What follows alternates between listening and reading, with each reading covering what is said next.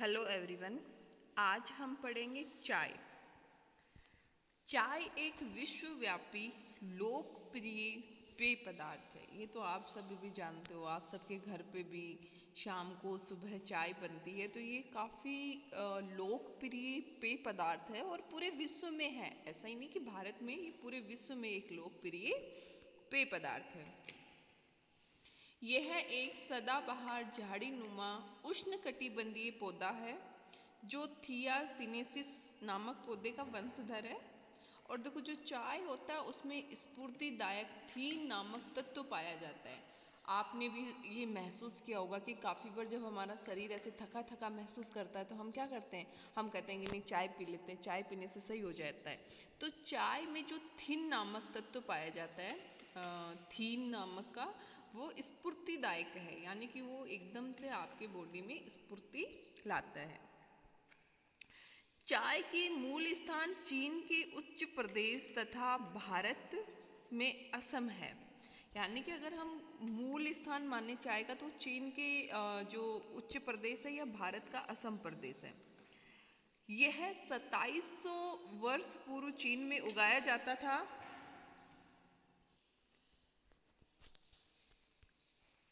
प्रारंभ में चीन में चाय का प्रचलन एक औषधीय पेय के रूप में होता था।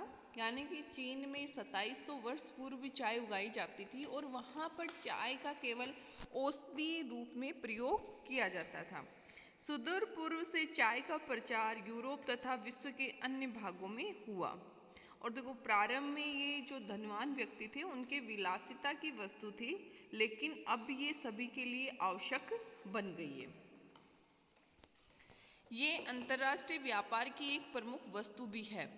अब इसके उत्पादन की दशाएं क्या क्या हैं? तो चाय मूलतः उष्णकटिबंधीय मानसून प्रदेशों का पौधा है।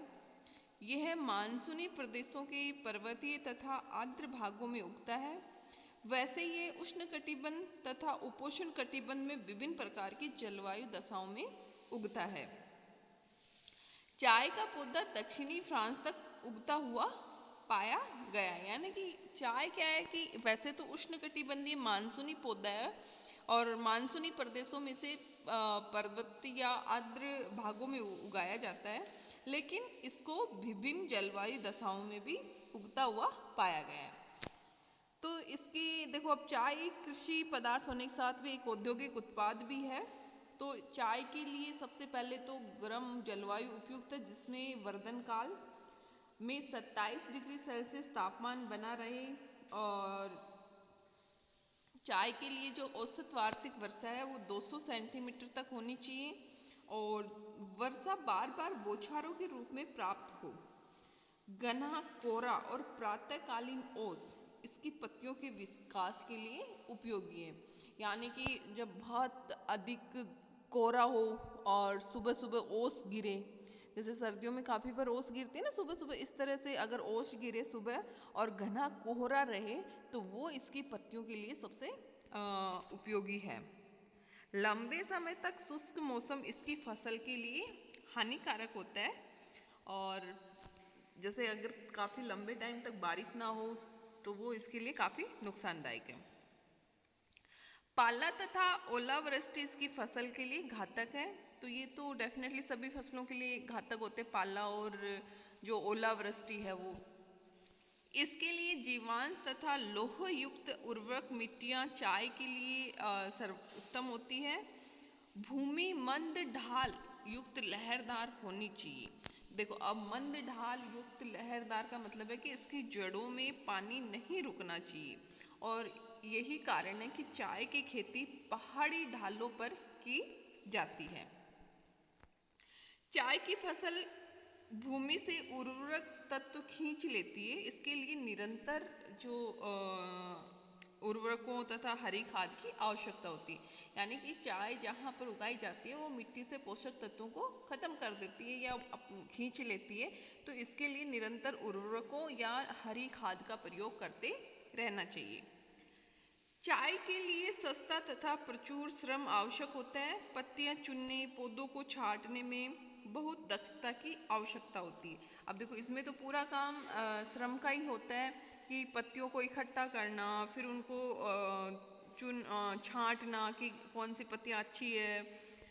और देखो ये काम मशीनों के द्वारा नहीं हो सकता है कि पत्तियां चुनने का और छांटने का काम ये मशीनों के द्वारा नहीं होता है, इसके लिए श्रम की ही आवश्यकता होती है। इसलिए चाय के जो बागात है वो घनी आबादी वाले प्रदेशों में स्थापित किए जाते हैं तथा प्रचुर और सस्ता श्रम उपलब्ध हो सके। अब देखो ये उपरोक्त पर्यावरणीय और आर्थिक कारक तथा पूर्वी एशिया में चाय के उद्योग की स्थापना के लिए उत्तरदायी है।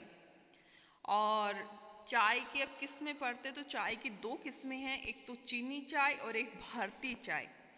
भारतीय चाय जो है वो ब्रिटिश लोग थे, उनके द्वारा असम के जो पहाड़ी इलाके उनमें जंगली अवस्था में उगती हुई पाई गई थी।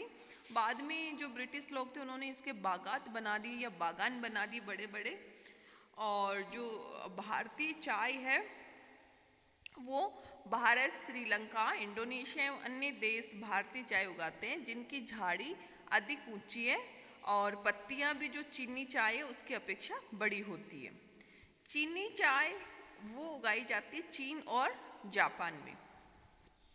अब चाय उत्पादक क्षेत्र तो विश्व की समस्त चाय का लगभग 3/4 उत्पादन पूर्वी तथा दक्षिणी पूर्वी एशिया में किया जाता है। पूर्वी तथा दक्षिणी पूर्वी एशिया में किया जाता है और शेष उत्पादन जिसमें अफ्रीका के देश है Kenya, Malawi, Uganda, Tanzania, Turkey, Iran, Argentina, Georgia इनमें होता है। भारत विश्व का बृहत्तम चाय उत्पादक देश है और यहाँ विश्व की लगभग 28% चाय का उत्पादन होता है। अब चाय का बृहत्तम उत्पादक भी है और उपभोग भी है कौन? भारत। और यहाँ की जो चाय होती है उसमें 2/3 उत्पादन असम राज्य में होता है। और असम में भी कहाँ? तो ये असम में होता है ब्रह्मपुत्र के जो ऊपरी घाटी में दर्रांग, शिवसागर एवं लखीमपुर जिले में सुरमा घाटी के कछारी क्षेत्र। और यहाँ देखो चाय के उत्पादन की विशिष्ट दशाएं मिलती है, इसलिए यहाँ पर 2/3 उत्पादन होता है। यहाँ अधिक बारिश होती है यानी कि 200 सेंटीमीटर वार्षिक वर्षा होती है, उच्च आर्द्रता रहती है, प्रातःकालीन ओस और कोहरा रहता है। और ब्रिटिश लोगों के द्वारा सर्वप्रथम यहीं पर बागान लगाए थे, तो पूर्व आरंभ का भी लाभ इनको इस क्षेत्र को मिला है।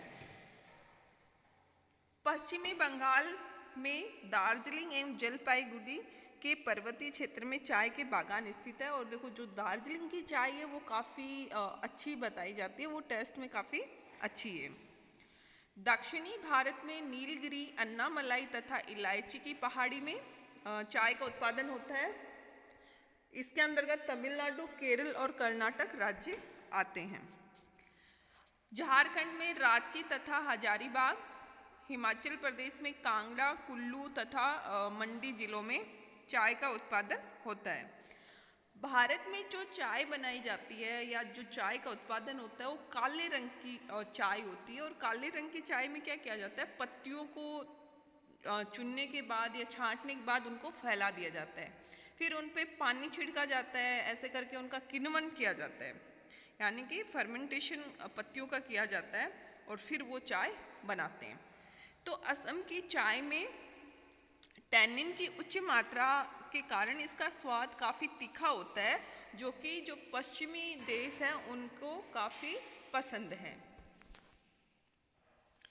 चीन विश्व का दूसरा बृहत्तम चाय उत्पादक देश है। इसके जो उत्पादक क्षेत्र है उसमें यांगत्से बेसिन को घेरने वाली पहाड़ियाँ। और देखो इसमें दोनों तरह की चाय का उत्पादन किया जाता है, हरी चाय और काली चाय। हरी चाय जो ग्रीन टी आजकल काफ़ी फेमस है वेट लूज के लिए, तो वो चाय उसमें किण्वन नहीं किया जाता है, उसमें सिंपल पत्तियों को ही सुखाया जाता है और फिर उसको पैकिंग कर दी जाती है। तो किण्वन ना करने की जो चाय होती है उसको हरी चाय और जिसका किण्वन किया जाता है उसको काली चाय कहा जाता है। यहाँ पर जो आधुनिक बागान है वो अनुपस्थित है, यानी कि यहाँ पर बागान काफ़ी पुराने हैं और इस वजह से यहाँ की जो प्रति हेक्टर उपज है वो विश्व की जो प्रति हेक्टर उपज है उससे काफ़ी कम है। चाय उत्पादन के यहाँ साधन भी पुराने हैं, इसलिए चाय निर्यातक के रूप में चीन का महत्व लगातार घटता जा रहा है। श्रीलंका में विश्व की 8.5% चाय पैदा करता है लगभग।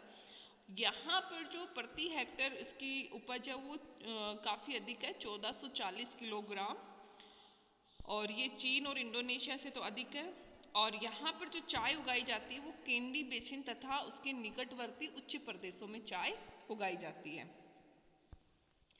नेक्स्ट है इंडोनेशिया। इंडोनेशिया 5वां अग्रणी चाय उत्पादक देश है। जावा तथा सुमात्रा द्वीपों पर चाय उगाई जाती है। कहाँ पर? इंडोनेशिया में।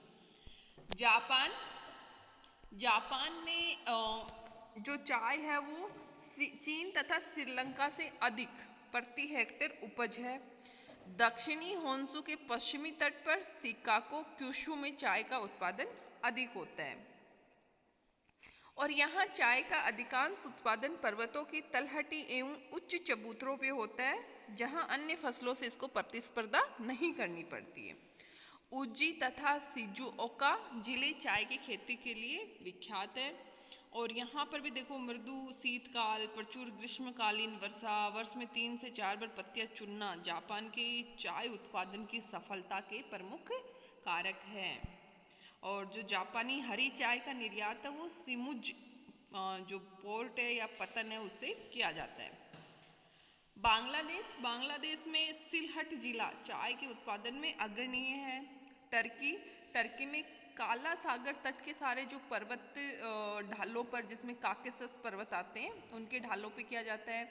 ईरान में एल्ब्रुज जो पर्वत है, एल्ब्रुज पर्वतों के ढालों पे चाय की खेती की जाती है। तो ये थे दक्षिणी पूर्वी तथा दक्षिणी पूर्वी जो मानसूनी क्षेत्र है या दक्षिणी पूर्वी एशियाई क्षेत्र है उनमें की जाती है।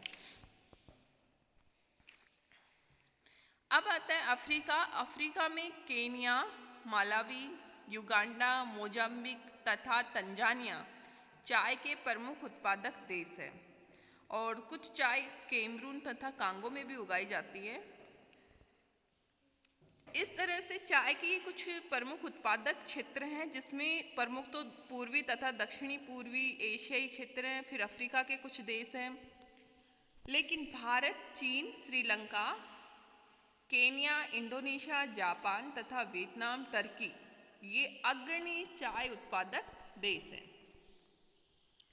चाय का अंतर्राष्ट्रीय व्यापार, तो देखो श्रीलंका परंपरागत रूप से चाय एक अंग्रेजी पेय है, बाद में यूरोप तथा विश्व भर में प्रचारित हो गया और इसकी खेती सीमित क्षेत्रों में होने के कारण इसका अंतर्राष्ट्रीय व्यापार बहुत महत्वपूर्ण है। और जो श्रीलंका की अर्थव्यवस्था है वो तो चाय पर ही टिकी हुई है और भारत में भी चाय एक प्रमुख निर्यातक वस्तु है। केन्या को 10% जो आय है वो चाय के निर्यात से ही प्राप्त होती है। अब निर्यातक देश कौन कौन से हैं? भारत, श्रीलंका, इंडोनेशिया, बांग्लादेश तथा केन्या। और इसके आयातक देश, तो देखो इसमें आयातक देश में जर्मनी, नीदरलैंड, संयुक्त राज्य अमेरिका, यूनाइटेड किंगडम, रूस, ऑस्ट्रेलिया, न्यूजीलैंड, मिस्र तथा दक्षिणी अफ्रीका, यानी कि हम ये कह सकते हैं कि जो पश्चिमी यूरोपीय देश तथा उत्तरी अमेरिका में संयुक्त राज्य अमेरिका, ये सभी ऑस्ट्रेलिया, न्यूजीलैंड, ये सभी क्या है? चाय के आयातक देश हैं। तो इस तरह से हमने पढ़ा चाय जो कि उष्णकटिबंधीय मानसून प्रदेशों का पौधा है। सबसे पहले चीन के उच्च प्रदेशों तथा भारत के असम इसका मूल स्थान है और इसकी जो उपज के लिए आवश्यक दशाएं उनका हमने अध्ययन किया। फिर इसके उत्पादन जो क्षेत्र है जिसमें भारत, चीन, बांग्लादेश, इंडोनेशिया और केन्या, टर्की, इन सभी का हमने अध्ययन किया।